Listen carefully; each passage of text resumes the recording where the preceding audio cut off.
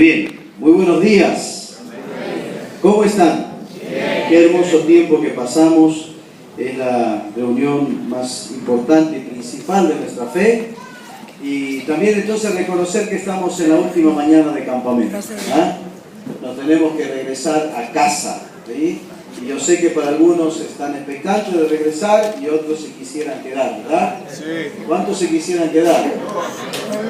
Yo no. Yo quiero regresar a mi casa también, a todo lo que hay que hacer.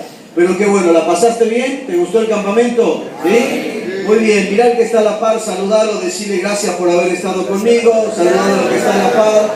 Hemos pasado un momento fabuloso, maravilloso y tenemos que irnos a casa, ¿verdad? Qué bueno ha sido. Te perdono por echarme dentífrico, por haberme ensuciado los zapatos, por no haberme dejado dormir, por haberme usado la ropa, el perfume, el desodorante. Son cosas que pasan en el campamento, ¿sí o no? Ahora lo bueno sería que me lo devuelvas, digo, ¿sí? No te lo lleves a casa.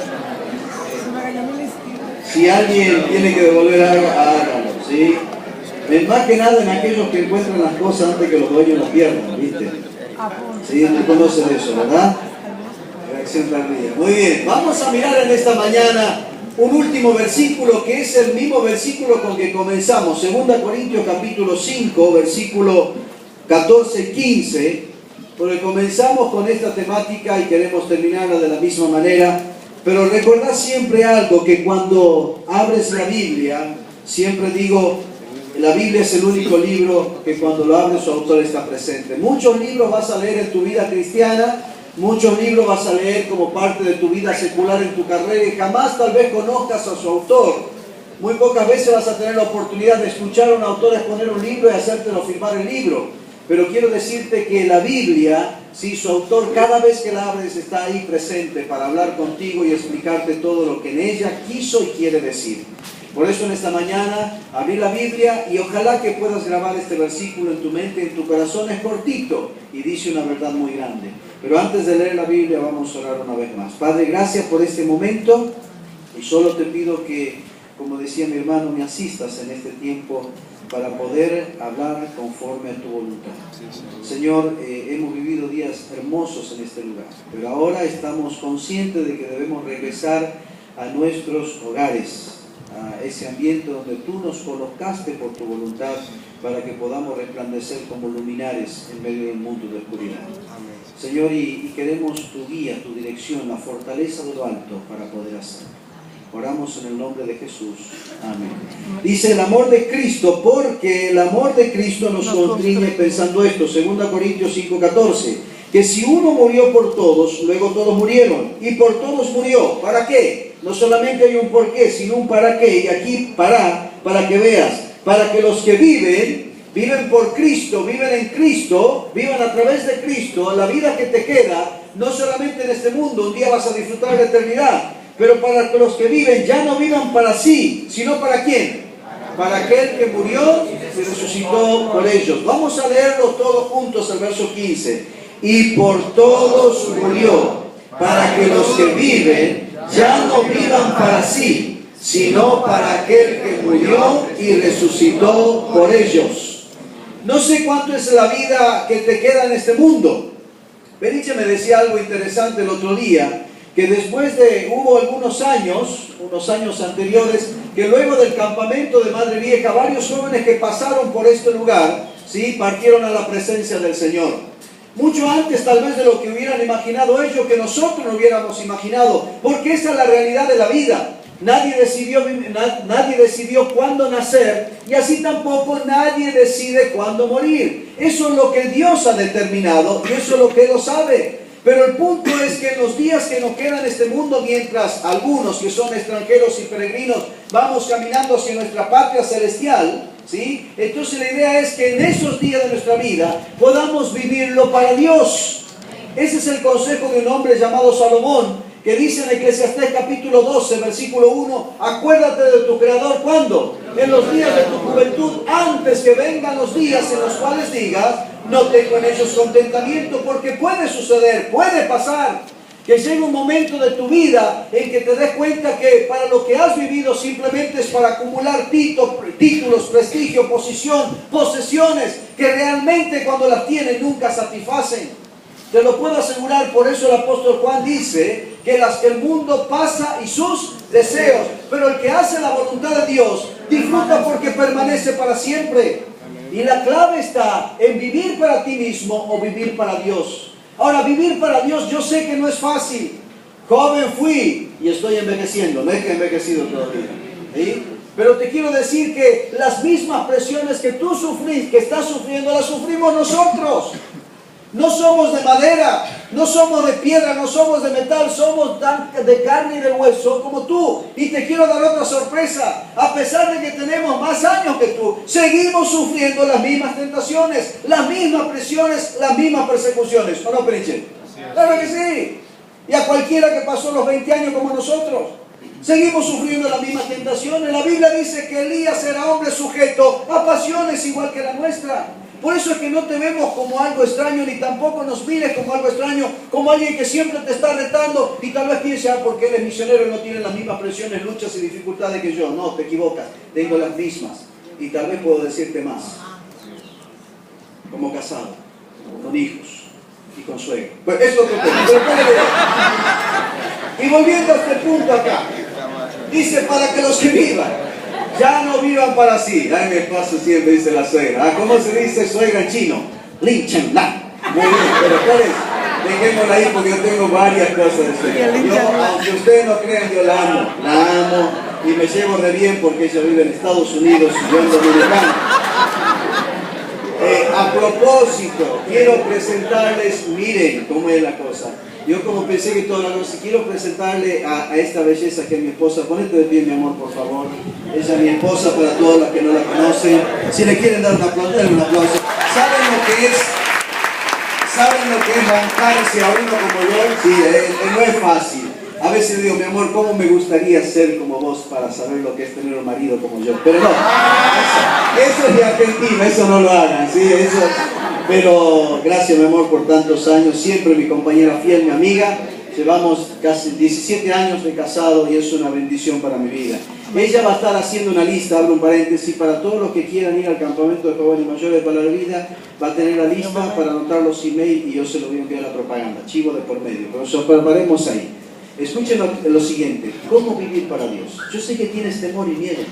Yo mismo, después de un tiempo como este, qué hermoso, entiendo cuando Pedro en el monte de la transfiguración, después de pasar un tiempo hermoso con el Señor, escuchándole hablar con Moisés y Elías, dijo lo siguiente: Señor, bueno sería para nosotros hacer ¿qué?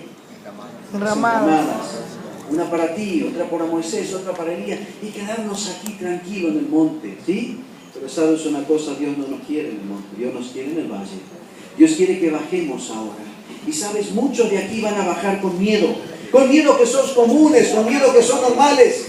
Miedo a fallar, miedo a lo que anoche le dije al Señor y de repente tengo miedo de volver a mi casa, a mi barrio, a mi vecindario, a mi colegio, a la universidad y volver para atrás en aquella decisión que he tomado. ¿Estoy equivocado? Y yo sé que algunos que me van a decir sí, otros no, pero en el silencio de su corazón sienten ese miedo. Pero ese miedo puede ser normal, pero al mismo tiempo traicionero, porque la Biblia dice que el temor pondrá lazo al hombre. Y la idea es que el temor se puede vencer, el miedo se puede vencer. Y te quiero decir cómo lo vas a vencer. Porque muchas veces tenemos miedos que son imaginarios, que no son reales. Un muchacho tenía tanto temor que fue a un psicólogo y el psicólogo le dijo, ¿cómo te puedo ayudar? Y él le dijo, tengo miedo. ¿Miedo de qué? Porque siempre pienso que hay alguien debajo de mi cama. Yo sé que ustedes no experimentaron ese miedo, ¿eh? Porque siempre entonces antes de dormir me agacho para ver si hay alguien en mi cama. Otros van y miran el placar si hay alguien, ¿sí? Y a veces no sé por qué éramos tan, de niños sobre todo. ¿Te acuerdas cuando tenías miedo y de repente ibas, verdad? Hacías, mirabas la cama, apuntabas al switch y lo apagabas al switch y salías corriendo y te metías en la cama y te tapabas la cabeza. ¿Te acuerdas de ese tiempo? Como si el que estuviera en la habitación no hubiera sacado los aros de aquí estoy, ¿para qué te tapas? ¿Para qué te tapas? Pero este muchacho era real, tenía miedo y se metía debajo de la cama. Entonces el psicólogo le dijo, necesito solamente 6 sesiones y en 6 sesiones te voy a quitar ese temor. $100 te va a salir cada sesión. Y el muchacho dijo, bueno, con tal que me saques ese miedo, yo estoy dispuesto a pagarte lo que sea. Esto es una historia verídica. Entonces el muchacho fue a la primera sesión y dice que de repente allí el médico le habló ahí al psicólogo, le dijo varias cosas, $100, ¿verdad? Y aquel muchacho salió pero no muy convencido y de repente no volvió más. Y dice que un día estando en un estadio, viendo un partido de básquet, el psicólogo lo miró y se recordó quién era el joven. Y se acercó y le dijo, ¿qué pasó? ¿Ya no regresaste más? No, le dijo el joven. Pero entonces, ¿cómo hiciste con tu miedo? Si usted supiera que por solamente $2 alguien me enseñó cómo vencer el miedo. No, le dije el psicólogo, no puede ser. Sí, y con el dinero que me ahorré, que lo hubiera pagado usted, compré un carro y pagué la primera cuota. No puede ser, le dijo. Sí, ¿y sabe quién me ayudó? No va a creer, el dueño de la cafetería que tengo cerca de mi casa. Peor se puso el psicólogo. ¿Cómo que un simple cafetero te va a ayudar? Sí, ¿cómo que te ayudó? Después que yo llegué de su sesión, me senté a tomar un café. Y este hombre que me conoce me dijo, mira, yo te veo preocupado, ¿qué es lo que te pasa? Sí, le dijo él, tengo un problema, tengo miedo. ¿Miedo a qué, querido? Le dijo, ya eres grande, yo sé, pero tengo miedo. ¿A qué? Siempre siento que hay alguien debajo de mi cama. Le dijo, ¿pero eso es fácil? Yo creo que el cafetero dominicano dijo, ¿pero eso es fácil, muchacho? Y le dijo, por $2, por el precio del café te voy a decir cómo ves el mío. ¿Y sabe qué? Me dio el resultado. ¿Y qué te dijo? Muy simple, que cortara las patas de las camas. Y así corté las 4 patas de la cama y no tengo más miedo. ¿Te diste cuenta? Dice, bueno, si tú quieres cortar las 4, ya no tenía más miedo. Ahora, ¿te diste cuenta a veces cómo decirte? Mira lo que te quiero decir. ¿Por qué te quiero contar esto? Porque a veces es el miedo de vivir para Cristo.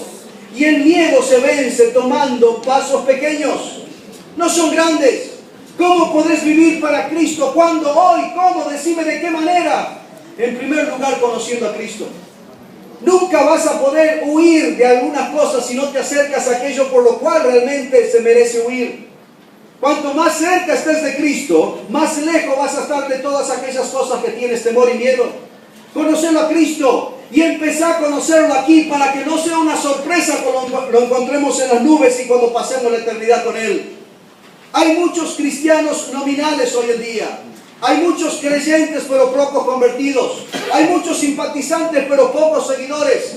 Hay muchos que se dicen ser cristianos pero no son discípulos. Que los que menos conocen y a quien menos conocen es a Cristo. Conocen la religión evangélica, conocen la liturgia evangélica, pero no conocen al Cristo de la iglesia. Y cuanto más te acercas a Cristo, más lo vas a conocer y más te vas a enamorar de Él. Amén. Papá, ¿cómo es de grande un avión? Le dijo un niño a su papá. Y en ese momento, ¿por qué se lo preguntaba? Porque en ese momento él estaba mirando cómo pasaba un avión arriba de ellos. Y el papá, entendiendo esta pregunta del hijo, le dijo lo siguiente. La pregunta fue, ¿cómo es Dios de grande? Entonces en ese momento el papá, viendo el avión cruzar el cielo, le dijo al hijo, hijo, ¿ves lo que está sucediendo? ¿Ves lo que está cruzando por nuestra cabeza? Sí, ¿qué es un avión? ¿Cómo es el avión? Es pequeñito, papá, está lejos, por eso es pequeñito, le dijo el padre. Pero el otro día lo llevó al aeropuerto. Y allí entonces el niño entró y se sorprendió porque después se dio cuenta que lo que tenía delante de él era un avión. Y allí el padre le preguntó, ¿y ahora cómo es el avión? ¡Es enorme, papá! Y él le dijo entonces, así es Dios. Cuanto más te acercas a Él, te das cuenta de su grandeza. Amén. ¿Quieres saber cómo es Cristo? Acércate a Él. Y tú tienes libertad para hacerlo, querido.